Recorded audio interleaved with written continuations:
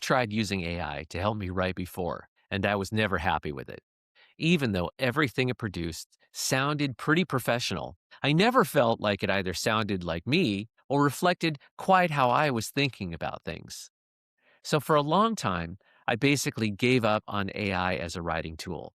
But after taking a weekend class on AI, I decided to try the recommended approach from the class. Instead of asking AI to write for me, I asked it to learn how I write. And that worked, perhaps a little too well.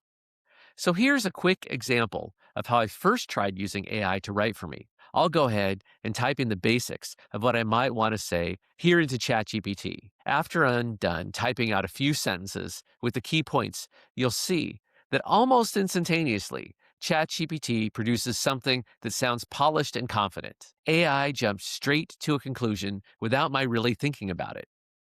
However, this generic one size fits all approach to content avoids controversial claims and skips a lot of the uncertainty and messy thinking that I often like to ponder. For me, writing is how I figure out what I actually think. If an AI jumps straight to a conclusion, it's not helping me go through the process. So this time, with a bit of direction from that class, I stopped treating AI like a content generator. I just bought a new Mac Mini and I set up OpenClaw to act as a virtual assistant with basically infinite memory. Here, you can see its memory file, which refers to a dedicated area called VOICE.md.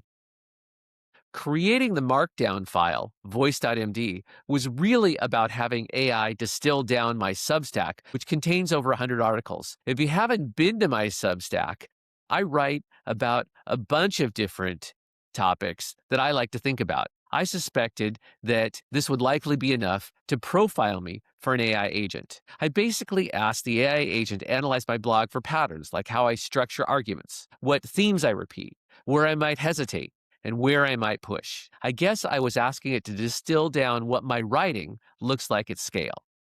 Based on that analysis, it then created the voice.md file. You can see here that it summarizes my core values, my cognitive styles, my decision heuristics, my voice and tone. It also summarized topics I cover, where I state my opinions, and areas for ongoing exploration. Finally, you'll notice that it profiled my writing style preferences, noting that I use a much simpler style than AI does by default. Reading this markdown file felt like reading a personality profile, and I think it kind of nailed it. So instead of drafting, I had the AI interview me in Slack. I started with the objective to follow up on a previous blog article. It designed an interview up front with 5 questions designed to capture both new information and input on the angle I wanted to take. So I just started answering the questions one by one, and the AI decided when it had had enough. This time, when it generated a Google Doc draft, I was pleasantly surprised. Of course, I edited the document some, but it felt more like sharpening rather than fixing. The AI didn't just sound like me, but it made a lot of the same points. In some cases, it took the stylistic cues, like how I like to accentuate with short sentences, and it did it even more with a much better effect. It also made the same kinds of arguments I usually make, but it took them even further. And that's when it stopped feeling like a tool and more like a real writing partner.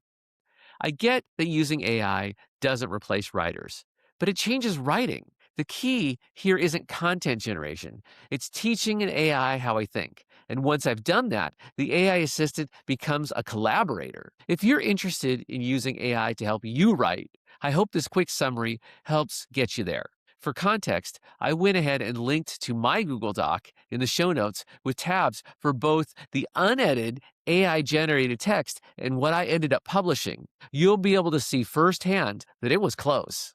If you like this video, I ask you to like and subscribe to this channel. And if you haven't visited my Substack or my podcast yet, I'll encourage you to visit my link in bio page at s.pal.name. Thanks, and I hope you join me on future videos.